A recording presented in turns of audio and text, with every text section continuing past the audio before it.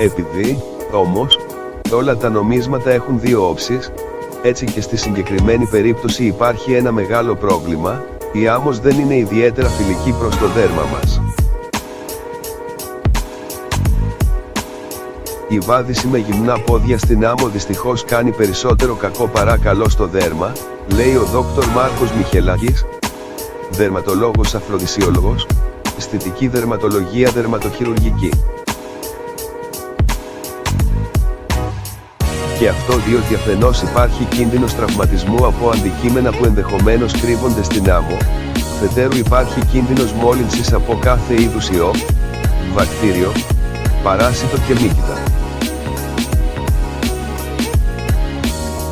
Αυτό είναι πιθανότερο στα σημεία όπου υπάρχει λύση της συνέχειας του δέρματος, δηλαδή κάποια μικρή αμυχή ή εκδόρα.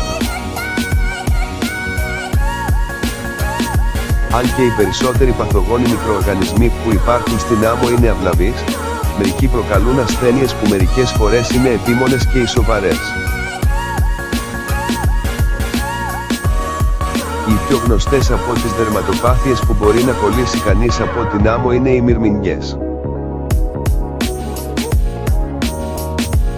Για παράδειγμα, κανένα παιδάκι δεν φοράει πεδιλάκια όταν παίζει στην άμμο, αλλά μετά έρχονται στα ιατρεία μας γεμάτα με μυρμηγκές στα πέλματα ή στα δακτυλάκια τους.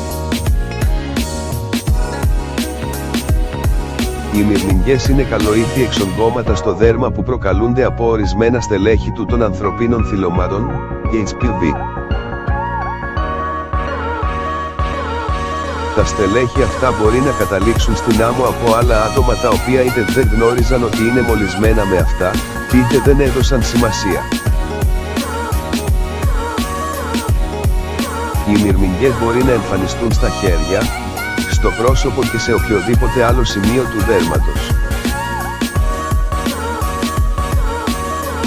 Το χρώμα του συνήθως είναι ανοιχτό καφέ, σαν το χρώμα του δέρματος, αλλά ειδικά στα πέλματα εμφανίζονται σαν ανάγλυφα επάρματα με μαύρα στίγματα και είναι επώδυνες γιατί η ανύπτυξή τους γίνεται προς τα μέσα, επειδή όλο το βάρος του σώματος ασκείται στα πέλματά μας. Πολύ συνηθισμένες είναι επίσης οι μυκητιάσεις από την άμμο. Οι μυκητιάσεις αυτές μπορεί να εκδηλωθούν στο δέρμα και στα νύχια και οι πιο συχνές είναι αυτές που οφείλονται στα δερματόφυτα. Η πιο γνωστή στο ευρύ κοινό δερματοφυτίαση είναι το λεγόμενο πόδι του αθλητή, που συνήθως εμφανίζεται ανάμεσα στα δάκτυλα των ποδιών και από εκεί μπορεί να εξαπλωθεί, λέει ο κ. Μιχελάκης. Το πόδι του αθλητή είναι πολύ συχνό και σε όσους περπατούν ξυπόλοιτοι γύρω από τις πισίνες αλλά και μέσα στα γυμναστήρια.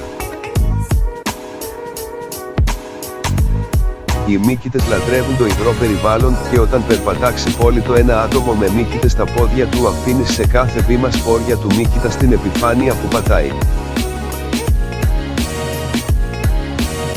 Έτσι, ο επόμενος άνθρωπος που θα περάσει από το ίδιο σημείο μπορεί να μολυνθεί. Στην παραλία μπορεί κανείς να βρεθεί αντιμέτωπος και με πολλούς άλλους μύκητες, άλλοι εκ των οποίων μεταδίδονται μεταξύ ανθρώπων, άλλοι μέσω της άμμου και άλλοι μεταφέρονται μέσω των ζώων. Στα παιδιά οι μύκητες μπορεί να προκαλέσουν ακόμα και μυκητίαση του τριχωτού της κεφαλής, ενώ στα άτομα με εξασθενημένο ανοσοποιητικό μπορεί να αναπτυχθεί ακόμα και καντινδίαση ή ασπεργύλωση του δέρματος. Η μολυσματική τέρμινθος είναι μια άλλη ιογενής λίμωξη που μπορεί να μεταδοθεί από την άμμο. Συνήθως αρχίζει με μικρά, λευκά σπυράκια, τα οποία αναπτύσσονται στις ζεστές και υγρές περιοχές του δέρματος. Τα σπυράκια στην αρχή είναι μαλακά, αλλά αργότερα γίνονται πιο σκληρά. Πολλοί γονείς τα συγχέουν με τις μυρμηγκές ή με τα σπυράκια του σταφυλόκοκκου, ο οποίος επίσης μπορεί να μεταδοθεί από την άμμο. Όπως υποδηλώνει και η ονομασία της, Η μολυσματική τερμίνθος είναι πολύ μεταδοτική.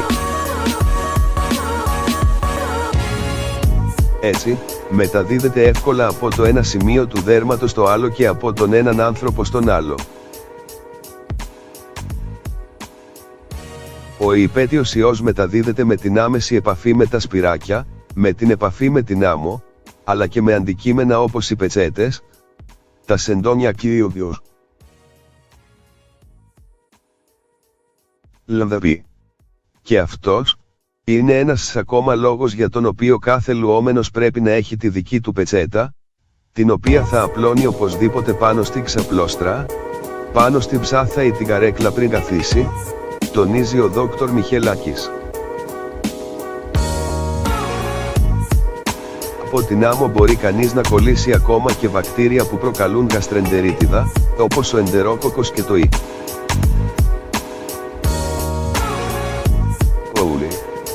Τα βακτήρια αυτά εύκολα καταλήγουν στις παραλίες από τα λίμματα και συχνά ανεβρίσκονται και στις ελληνικές ακτές. Εκτός από τα παραπάνω και ανάλογα με την παραλία όπου θα βρεθεί κανείς, ας μην ξεχνάμε ότι πολλοί πηγαίνουν διακοπές σε προορισμούς εκτός Ελλάδας, μπορεί να εκτεθεί σε πλήθος άλλων παθογόνων μικροοργανισμών, όπως τα αγκυλόστομα, παράσιτα, ο ανθεκτικός χρυσίζων σταφυλόκοκος, ανθεκτικό στα αντιβιωτικά βακτήριο που προκαλεί σοβαρές λοιμώξεις, τα νηματερμίδα, παράσιτα, κοινό. Αλφαμέτωνο βέβαια, το περπάτημα στην άμμο χωρίς παπούτσια κάνει και ένα καλό στο δέρμα των ποδιών, αφού καταπολεμά τη ξηροδερμιά, κάνοντας απαλή απολέπιση. Ωστόσο, είναι τόσο μεγάλος ο κίνδυνος μικροτραυματισμού και επιμόλυνσης, που καλό είναι να το αποφεύγουμε, συνιστά ο Δόκτωρ Μιχελάκης. Φροντίστε, λοιπόν, στην παραλία να φοράτε σανδάλια, πρέπει να έχουν σκληρή σόλα και να στηρίζουν καλά την καμάρα του ποδιού, για να προστατεύετε τα πόδια σας. Αν προτιμάτε σαγιονάρες, πρέπει να ξέρετε ότι αφήνουν εκτεθειμένο το δέρμα. Μην ξεχνάτε να χρησιμοποιείτε ένα καλό αντιλιακό και στους άκρους πόδες, καθώς και ένα δυνατό εντομοαποθητικό όταν περπατάτε στην παραλία. Τέλος, μην κάθεστε ποτέ στην άμμο δίχως ψάθα και πετσέτα θαλάσσης, καταλήγει ο ειδικός.